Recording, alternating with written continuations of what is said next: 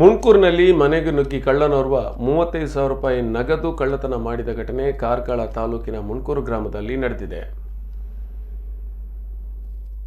ಕಾರ್ಕಳ ತಾಲೂಕು ಮುಣ್ಕೂರು ಗ್ರಾಮದ ಪುಸ್ರಾಲ್ ಮುಲ್ಲಗುಟ್ಟೆ ಶ್ರೀಧರ ಸನಿಲ್ ಅವರ ಶ್ರೀ ಗುರುಕೃಪಾ ಹೌಸ್ ಎಂಬಲ್ಲಿ ಈ ಘಟನೆ ನಡೆದಿದೆ. ಕಳ್ಳನ ಬೆಳಗಿನ ಜಾವ 3:30 ಗಂಟೆಯಿಂದ 4 ಗಂಟೆ ಸುಮಾರಿಗೆ ಅಡುಗೆ ಕೋಣೆಯ ಕಿಟಕಿಯ ಬಾಗಿಲಿಗೆ ಹಾಕಿದ ಕಬ್ಬಿಣದ ಕೊಂಡಿಯನ್ನು ಯಾವುದೋ ಸಾಧನದಿಂದ ಬಲಾತ್ಕಾರವಾಗಿ ಮೀಟಿ ಬಳಿಕ ಯಾವುದೋ ಆಯುಧದಿಂದ ಹಿಮ್ಮದಿ ಬಾಗಿಲಿನ ಚಿಲಕವನ್ನು ಚಾರಿಸಿ ಒಳ ಪ್ರವೇಶಿಸಿ ಮನೆಯ ಕೊಠಡಿಯಲ್ಲಿನ ಕಪಾಟಿನಲ್ಲಿರಿಸಿದ 35,000 ರೂಪಾಯಿ ನಗದನ್ನು ಕಳವು ಮಾಡಿಕೊಂಡು ಹೋಗಿದ್ದಾನೆ. ಕಾರ್ಕಳ ಗ್ರಾಮಾಂತರ ಪೊಲೀಸರು ಸ್ಥಳಕ್ಕೆ ಆಗಮಿಸಿ ಪರಿಶೀಲನೆ ನಡೆಸಿದ್ದಾರೆ.